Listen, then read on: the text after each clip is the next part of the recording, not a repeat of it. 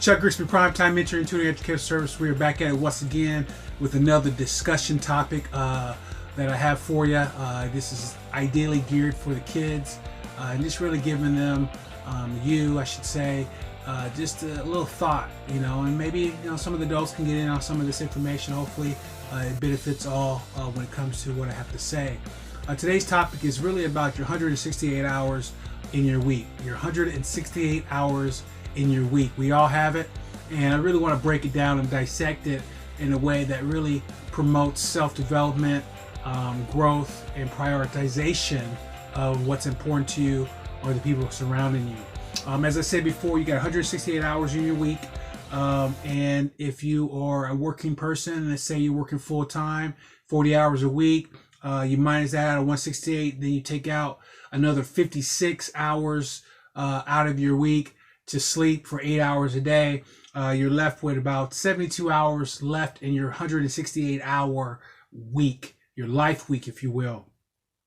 The reason why that's important is that really sets the tone for how much time we do have left in our week to do the things that we represent, that are important to us or that we aspire to when it comes to self-development and improving oneself or their community around them. Once you're down to your 72 hours, you take out 14 hours, really 2 hours out of the day, because you got responsibilities. If you got family members, kids, you got errands to run, you got things to do for others outside yourself, we're going to take out 2 hours a day, total of 14 hours minus your 72, which will leave us with 58 hours left in your 168 hour life week.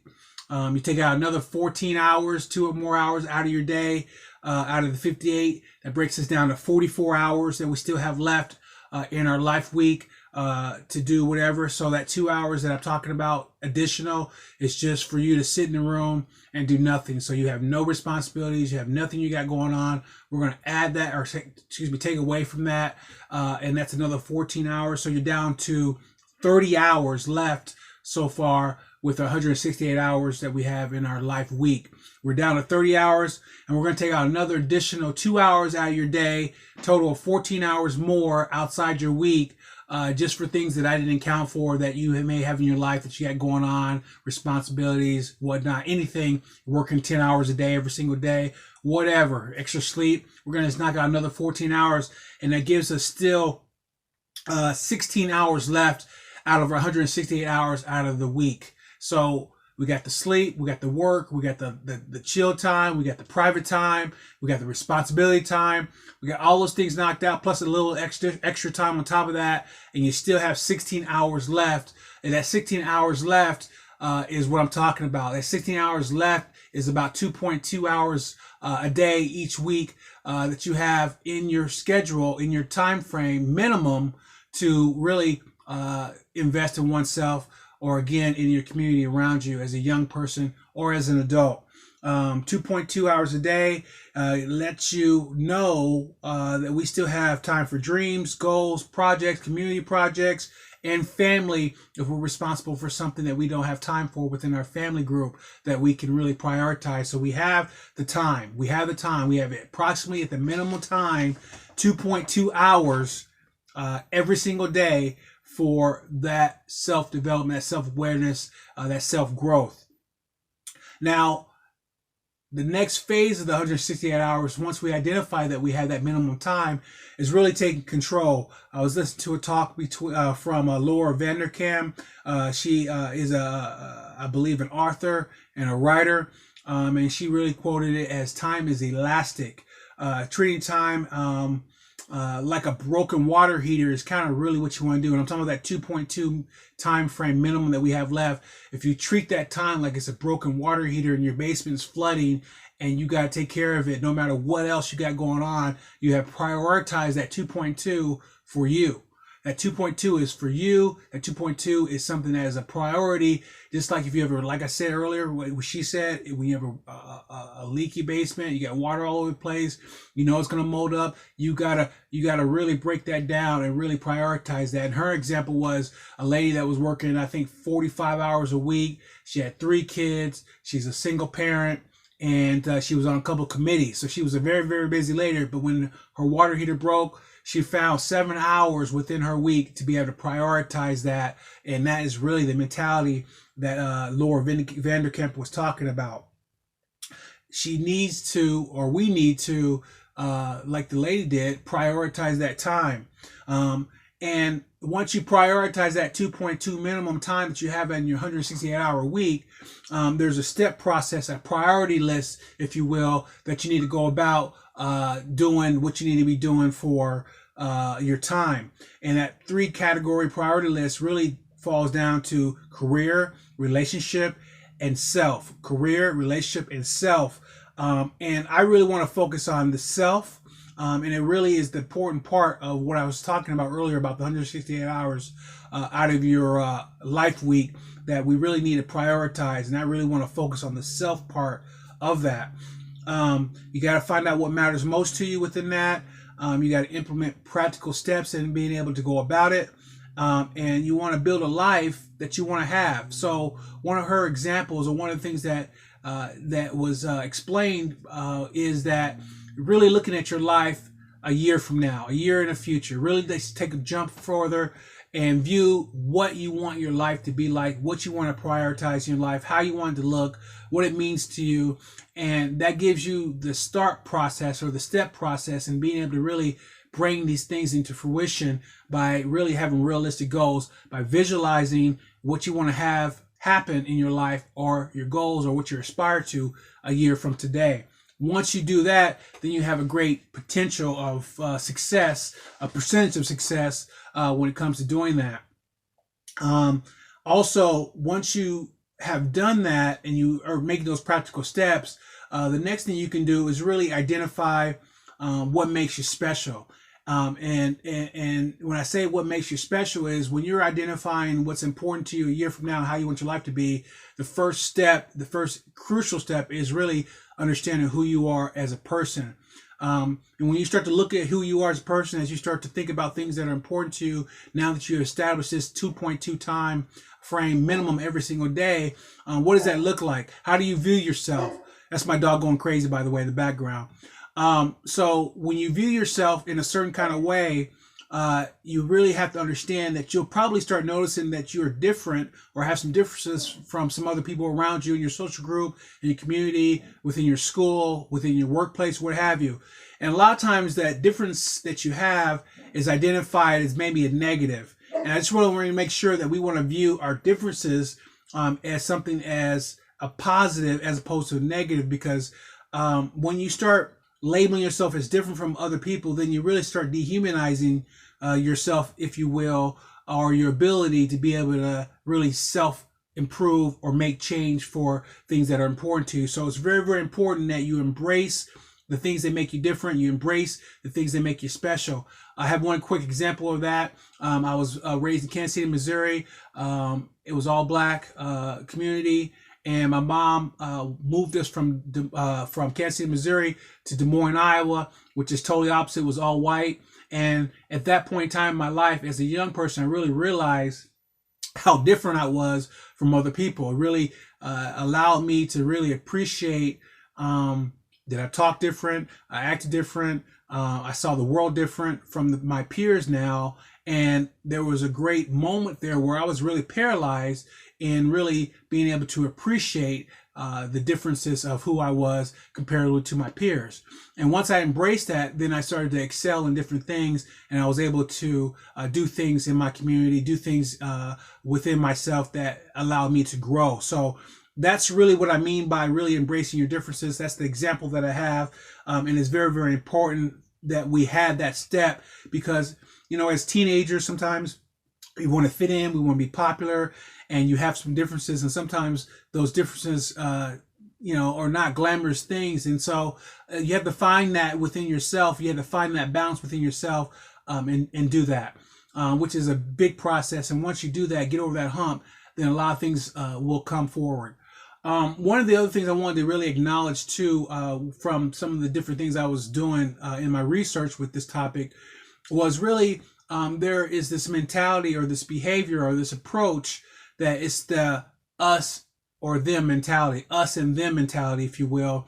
And I really encourage you as a person, especially as a young person, to get away from us and them mentality, because most importantly, it limits you in who you are, and it limits the people around you. And really, when you have that us and them mentality, it really humbly comes from, if I may say, comes from a place that is threatening. For example, a threatening of like resources, jobs, or opportunity. So when you have the us or them mentality, you really limit yourself, you really limit your outlook and your potentiality, if you will, to be able to embrace your differences and really promote what you have to offer.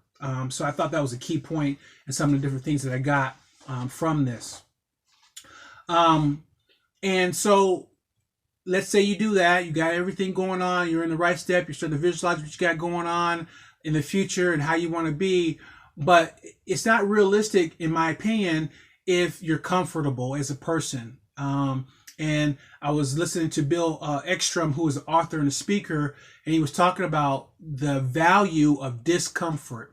And so what I mean by that is that a lot of us are very comfortable in life. And when you're comfortable in life, it's really hard to grow. It's really hard to change. It's really hard to take meaningful steps to a positive step going forward as opposed to going backwards.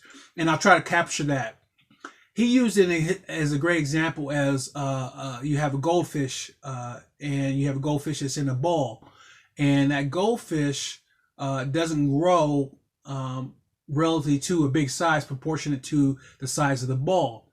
Once that goldfish grows to its max potential in that bowl, then you take that goldfish, you put it in a different bowl, then all of a sudden that goldfish grows even a little bit bigger. You take that same goldfish and then you put that goldfish in a pond, then it also has the potentiality of it growing even bigger. And then the options are different sizes that you have based on the resources.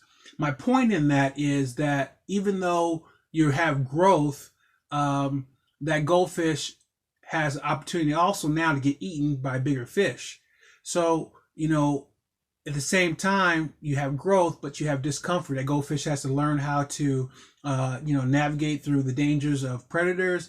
Also has to know how to get food. It's not getting fed every single day via the owner. And it's in a situation where it really has to adapt to its environment. And it has that discomfort, if you will, of being able to have those elements in play as opposed to its lifelong lifespan in a bowl without those challenges. So that's a example that he used that I thought really hit home when it comes to that. He also followed that up with really a format of growth rings, and it's a 4-step look at growth and the appreciation of you being or having discomfort in your life. So he really talked about himself in his speech, and he talked about how he had a job. He was successful in doing that job. He found himself in the office of his boss one day, and he left that office without a job. He was fired for one reason or another, and he went home, and he was down and out. Obviously, he has a family and this and that, and he had to make a decision to reinvent himself. Maybe do more of the same. I don't know, but he decided to reinvent himself, open his own business. And then now here he is giving advice and leadership to people like myself and talking about the importance of being discomforted. Now, he talked about this 4-step process with his growth rings. And the first part of that is stagnation. It's basically where you don't have very much creativity. You don't have any movement going forward as far as who you are as a person. You really don't have very much independent thought, if you will, when it comes to who you are as a person. And that's the first level of growth in your growth ring. So you're not really having growth. You're really kind of stuck there. The fourth piece, I'll jump ahead, was chaos, which is exactly the opposite, where you have growth, but it's determined on internal or external events that you can't really predict or control when it comes to it, like hurricanes, flooding, life events, death. These things, you can't really plan for, and you don't have really predictable outcomes from them. So you have stagnation, and then you have chaos, which is the latter part of that. In between that, the second step of the 4 is order. And that's kind of really where Bill Ekstrom was at when he was talking about going to work every single day, having a job, knowing how much he's getting paid, having a routine, kind of doing the daily motions. And he was at that point where he had order in his life. He had stability in his life. He was in a situation where he was comfortable. And he has predictable outcomes about kind of really what was going on with his life. And that's really the start of really being too comfortable, being in a situation where you're not challenged, not stimulated. So you're not stagnated, but you also have some order, but you're also not growing, because at some point in time, you don't have that stimulation, if you will, or that challenge or that fear factor, if you will, when it comes to that discomfort. So order's good, but it's not good enough. Where you really want to be is what he calls complexity. Complexity really is something that is changed order with outcomes that sometimes are not predictable. And when you have those unpredictable outcomes, that unpredictability, that discomfort is something that you learn to embrace. Complexity. That's really what you want to have when it comes to growth, when it comes to going back to what I was saying with that 2.2 hours that we have each day within a 168-hour life week, that we can really jump into this when you really see and understand the growth rings, and you really understand where you want to be within that complexity zone. Now, within that complexity zone, there is some complexity triggers that he talked about that really kind of talk about how you can have complexity and how it affects you as a person. So there's the 3-step process of that as well. And within that, one trigger point of complexity is it's forced upon you. His example of him being fired from work, it was forced upon him. It was out of his control, and he had a decision to make. How he responded really determined the effectiveness of his complexity within that zone there. The second step is someone could be helping you. Someone can be helping you in that complexity zone that allows you to be able to have some outcomes sometimes that you don't predict. So, for example, a young person who is getting help from his mother or father, getting to practice every day, buying them the shoes, make sure they have food. But then that person is in a situation where all of a sudden they don't make the basketball team. So that's an outcome that they didn't, predict, but also it's an outcome that you have to learn to deal with and overcome. Now, the bad thing about that situation when someone's helping you in complexity is sometimes that person helping you can work to your disadvantage by trying to save you. So, for example, if I'm a parent and my son doesn't make the basketball team, I can tell him the coach was bad. He doesn't need to be on that team. He can do a different sport. Don't worry about it. And then all of a sudden, my son doesn't have that complexity to be able to have maybe a possible outcome in the future when it comes to him being discomforted. He can be comfortable with not putting himself in that situation next time and not grow. So you have to be careful with that when you have that level of complexity in there and you have someone helping you. And the third one is it's triggered by yourself. And yourself is the one that has the ability to be able to have an outcome that you can predict that causes discomfort in a positive way that allows you to grow. The example that he used, Bill Ekstrom used, was Claudette Colvin. Everyone knows about Rosa Parks and the Alabama bus boycott that she did with Martin Luther King, Dr. Martin Luther King and Jr. But a lot of people don't know about Claudette Colvin, who was a 15-year-old girl who was in school. Mind you, this is the time we had segregation and a lot of different issues going on with that. She completed, I think it was Black History Month, or it was a Black History course she had completed. She got on the city bus. She was riding home. And it was busy time during the bus time. People started loading up the bus. People of non-color whites started to get on the bus. And at the time, she was supposed to give up her seat and get to the back of the bus. Well, Claudette decided that she wasn't going to do that. And it became a big deal. And she was arrested. And it was, very, very traumatic experience for her. But she made a choice that she was not going to give up her seat. And subsequently, she ended up being a part of the civil rights movement. She ended up being someone who testified to the Supreme Court. And she did this at 15 years old. Now it's a great example of how she not only stood up for herself as far as being discomforted, but she also did that for the community. And we had tremendous change within our culture, within our society, based on those fundamental steps that she did. So you have complexity triggers, such things that, that you're in a situation that forces you. 1, 2, someone can help you get there. And 3, you trigger yourself. Challenging the order and doing what you fear most sometimes is the best thing you can do to be uncomfortable within that complexity level. And I just really thought that this was important, because there's one thing to understand that we have time within our life week. We have time in our life week if we make it a priority. And that's really, really key, is making it a priority, making you a priority, making something important to you a priority, making your goals a priority is very, very important. That's the most important thing. And once you do that, you have to really step outside yourself and get yourself uncomfortable for it to really be something that's effective to what you aspire to, or what you want to get accomplished, or what you want to be representing as a person. And I just really wanted to cover that quickly with you today, and really talk about the 168 hours. They're there, the time is there, as long as you make it a priority, no matter what you have going on for probably the majority of the people when it comes to our life week.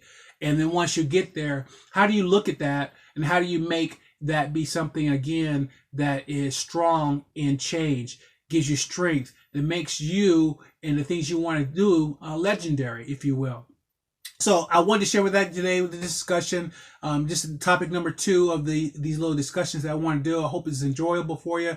Please check out the Restorative Justice, Solving Issues and Crime through Communication and Challenges Within Our Community. Is a video I did previous to this. It's in the same format. I hope you enjoy that as well. Again, this is for the young people, primarily for them just to have some thought. Sometimes, like I said, maybe some adults can get something out of this.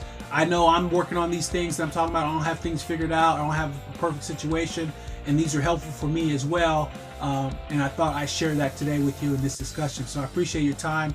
I appreciate everything that everyone's doing for us as far as supporting us. Primetime Mentoring Intuitive Educational Services is what we're about, it's who I work for, it's who I represent, and it's what we want to do in this community. Chuck Grigsby, take care, guys.